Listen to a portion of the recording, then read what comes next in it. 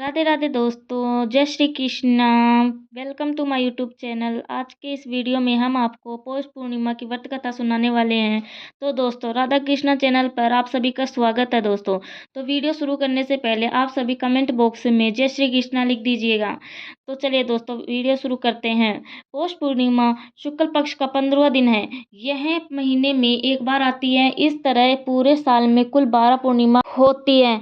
इस साल 2025 पौष पूर्णिमा 13 जनवरी को है। पौष पूर्णिमा पर स्नान व दान करने से शुभ फलों की प्राप्ति होती है। पौष पूर्णिमा से प्रयागराज में कल्पवास का भी आरंभ हो जाता है। इस दिन किसी पवित्र तीर्थ स्थान पर स्नान करने से मनुष्य पाप मुक्त होकर सर्वलोक में जाते हैं। इस सनातन धर्म में कोई भी व्रत व उपवास बिना व्रत कथा के अधूरा माना जाता है।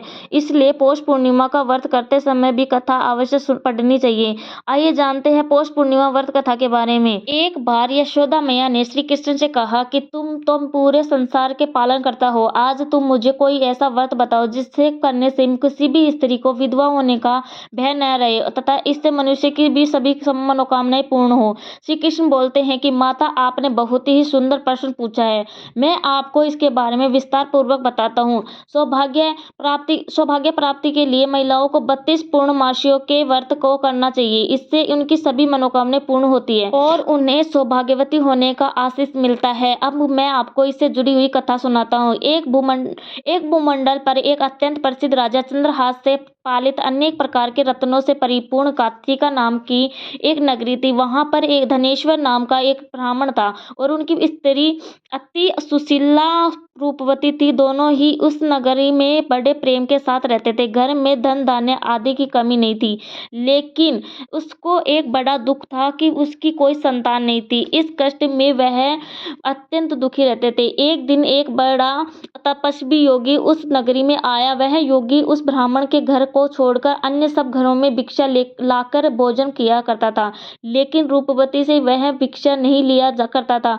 एक समय वह किसी अन्य घर से भिक्षा लेकर गंगा किनारे जाकर भिक्षान को प्रेम पूर्वक खा रहा था। तभी धनेश्वर ने योगी को देखा और अपनी भिक्षा का अनादर से दुखी होकर योगी से बोला, महात्मन, आप सब घरों में भिक्षा लेते हैं परंतु मेरे घर की भिक्षा कभी भी नहीं लेते, इसका कारण क्या है? योगी ने कहा कि निसंतान के घर की भीख पतितों के अन्न के तुल्य होती है और जो पतितों का अन्न खाता है वह भी पतित हो जाता है। चूंकि तुम निसंतान हो, अतः पतित जो हो जाने के भय से मैं तुम्हारे घर की भिक्षा नहीं लेता हूँ।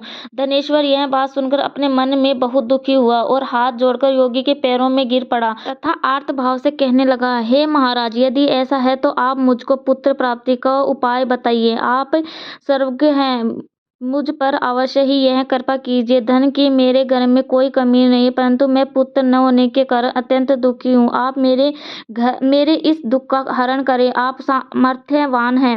यह सुनकर योगी कहने लगे, हे ब्राह्मण, तुम चंडी देवी की आराधना करो। घर आकर उसने अपनी स्त्री से सब वृत्तांत कहा और स्वयं तप के वन में चला गया। वन में जाकर उसने चंडी देवी की उपासना की और उपवास किया। चंडी देवी ने 16वें दिन उसको सपने में दर्शन दिया और कहा, हे धनेश्वर, तुझे पुत्र होगा, परंतु वह 16वें वर्ष की आयु में ही मृत्यु को प्राप्त हो जाएगा। यदि तुम दोनों पति पत्नी 32 पूर्णमासियों का व्रत विधि पूर्वक करोगे तो वह दीर्घ आयु होगा। जितनी तुम्हारी सामर्थ्य हो उतने आटे के दिए जलाकर शिव जी को पूजन करना और पूर्णमासी का व्रत रखना। प्रातः काल होने पर इस स्थान के समीप ही तुम्हें एक आम का वृक्ष दिखाई देगा। उस पर चढ़कर एक फल तोड़कर शीघ्र अपने घर चले जाना और अपनी स्त्री से सब वृत्तांत कहना। जब वह श्री शंकर जी का ध्यान करके उस फल को खा लेगी तब भगवान शंकर की कृपा से वह गर्भवती हो जाएगी। जब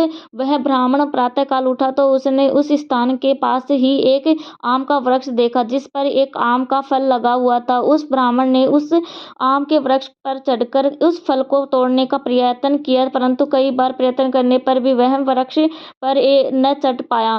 तब उस ब्राह्मण को बहुत चिंता हुई और वह विघ्न विनाशक श्री गणेश की वंदना करने लगा और बोला, हे दयानिधे, अपने भक्तों का विघ्नों का नाश करके अपने मंगल कार्य को करने वाले, दुष्टों का नाश करने वाले, रिद्धि सिद्धि को देने वाले, आप मुझ पर कृपा करके इतना बल दे कि मैं अपने मनोरथ को पूर्ण कर सकूं। इस प्रकार गणेश जी की प्रार्थना करने पर उसकी कृपा से धनेश्वर वृक्ष पर चढ़ गया और उसने एक अति सुंदर आम का फल देखा। उसने विचार किया कि जो वरदान से फल मिला था वह यह है और कोई फल दिखाई नहीं देता।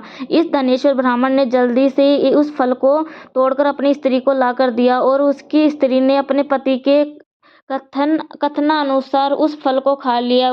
इसके पश्चात वह गर्भवती हो गई। देव जी की असीम कृपा से उसे एक अत्यंत सुंदर पुत्र की प्राप्ति हुई, जिसका नाम उन्होंने देवीदास रखा। माता पिता के हर्ष और शोक के साथ वह बाल शुक्ल पक्ष के चंद्रमा की भांति बढ़ने लगा। भवानी की कृपा से वह बालक बहुत ही सुंदर, सुशील और पढ़ने में भी बहुत निपुण हो गया। चंडी देवी की आज्ञा अनुसार उसके माता पिता ने 32 पूर्ण मास का व्रत रखना प्रारंभ कर दिया था, जिससे उसका पुत्र दीर्घायु हो जाए। 16वां वर्ष लगते ही देवीदास के माता पिता को बड़ी चिंता हो गई कि कहीं उसके पुत्र की इस वर्ष मृत्यु न हो जाए। इसलिए उन्होंने अपने मन में विचार किया कि यदि यह दुर्घटना उसके सामने हो गई तो वे कैसे सहन कर सकेंगे। उन्होंने देवीदास के मामा को बुलाया और कहा कि हमारी इच्छा है कि देवीदास 1 वर्ष तक जाकर विद्या अध्ययन करे और हम उसको अकेला भी न छोड़ना चाहते, इसलिए साथ में तुम चले जाओ और 1 वर्ष के पश्चात उसको वापस लौट आना। सब प्रबंध करके उसके माता पिता ने काशी में जाने के लिए देवीदास को एक घोड़े पर बिठाकर उसके मामा को उसके साथ विदा कर दिया। धनेश्वर ने अपनी पत्नी के साथ अपने पुत्र की मंगल कामना तथा दीर्घायु के लिए भगवती दुर्गा की आराधना और पूर्णिमासियों का व्रत करना प्रारंभ कर दिया। इस प्रकार उन्होंने 32 पूर्णिमासी का व्रत पूरा किया। कुछ समय पश्चात एक दिन वह दोनों मामा और भांजा मार्ग में रात्रि बिताने के लिए किसी ग्राम में ठहरे थे। इस दिन उस गांव में एक ब्राह्मण की अत्यंत सुंदरी, सुशीला, विदुषी और गुणवती कन्या का विवाह होने वाला था। जिस धर्मशाला के अंदर वर उसकी बारात तो ठहरी हुई थी, उसी धर्मशाला में देवीदास और उसके मामा भी ठहरे हुए थे।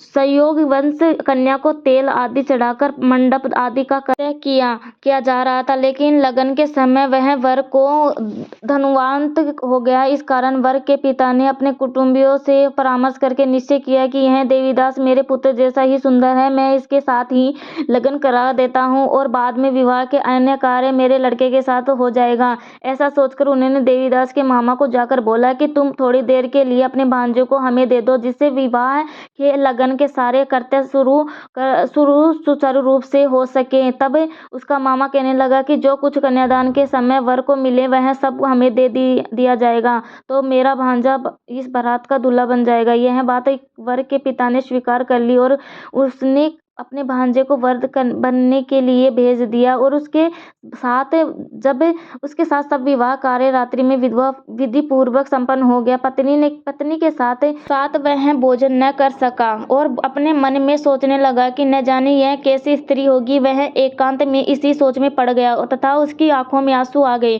तब वधू ने पूछा कि क्या बात है, आप इतने उदासीन व दुखी क्यों हो रहे हो। तब उसने सब बातें जो वर के पिता और मामा के बीच हुई थी उसको बता दी।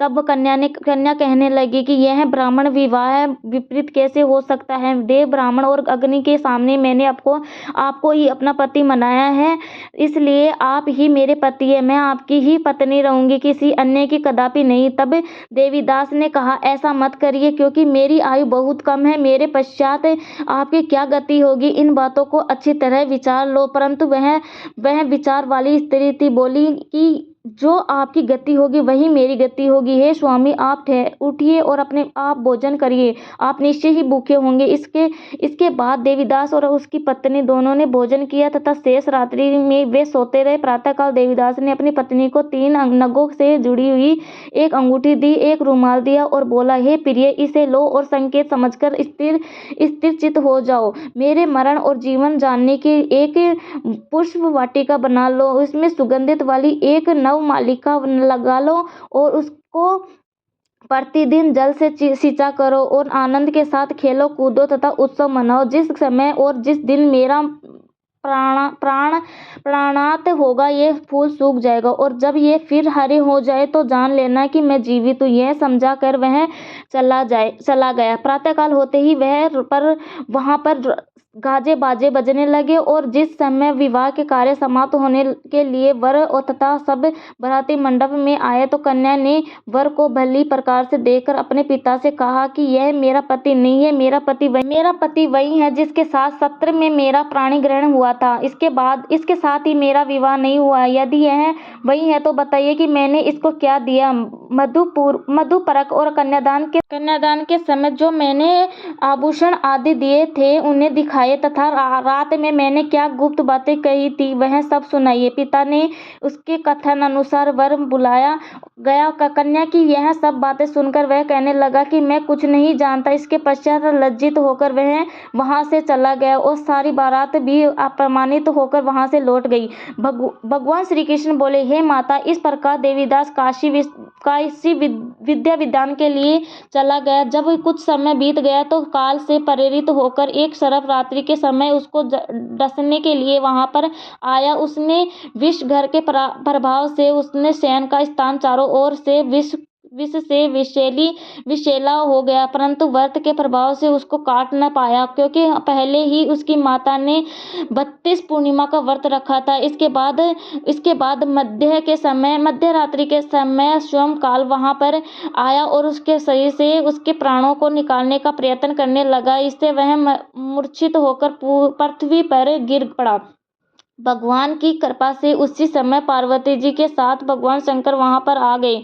उसको मूर्छित दशा में देखकर पार्वती जी ने भगवान शंकर से प्रार्थना की कि हे प्रभु, इस बालक की माता ने पहले 32 पूर्णिमा का व्रत किया था जिसके प्रभाव से हे भगवान आप उसको प्राण दान दे। भवानी के कहने पर भक्त वात्सल्य भगवान शिव ने उसके प्राणों को दान दे दिया। इस व्रत के प्रभाव से काल को भी पीछे हटना पड़ा और देवीदास स्वस्थ होकर बैठ गया। इधर उसकी स्त्री उसके काल की प्रतीक्षा किया करती थी। जब उसने देखा कि उस पुष्प वाटिका में पत्र पुष्प कुछ भी नहीं रहे तो उसने अत्यंत आश्चर्य हुआ और सब वह वैसा ही हरी भरी हो गई। तो वह जान गई कि वह जीवित हो गए हैं। यह देखकर वह बहुत प्रसन्न मन में अपने पिता के कहने लगी कि पिताजी मेरे पति जीवित है, आप उनको ढूंढना शुरू करें। जब 16वां वर्ष व्यतीत हो गया तो देवीदास भी अपने मामा के साथ काशी में चले गए। इधर उसके ससुर उसने ढूंढने के लिए अपने घर से जाने वाले ही थे कि वह दोनों मामा भांजा वहां पर आ गए। देवीदास को आता देखकर उसके ससुर बड़ी प्रसन्नता के साथ अपने घर में ले आया। उस समय नगर के निवासी भी वहां इकट्ठे हो गए और सबने निश्चित किया कि अवश्य ही बालक के साथ इस कन्या का विवाह हुआ था। उस बालक को जब कन्या ने देखा तो पहचान लिया और कहा कि यह तो वही है जो संकेत करके गया था। तदुपरांत सभी कहने लगे कि भला हुआ जो यह आ गया। सब नगर वासियों ने आनंद मनाया और श्री कृष्ण से कहने लगे कि इस प्रकार धनेश्वर 32 पूर्णिमा के व्रत के प्रभाव से पुत्रवान हो गया। जो स्त्रियां इस व्रत को करती हैं वे जन्म जन्मांतर वैधव्य का दुख नहीं भोगती और सदैव सौभाग्यवती रहती है। यह मेरा वचन है, इसमें कोई संदेह नहीं है। यह व्रत पुत्रों को देने वाला तथा संपूर्ण मनोकामनाओं को पूर्ण करने वाला है। 32 पूर्णिमाओं के व्रत करने से व्रती की सब इच्छाएं भगवान शिव जी पूर्ण करते हैं। तो दोस्तों, अगर आपको वीडियो पसंद आए तो लाइक और सब्सक्राइब और शेयर जरूर कर दीजिएगा। जय श्री कृष्णा, राधे राधे दोस्तों।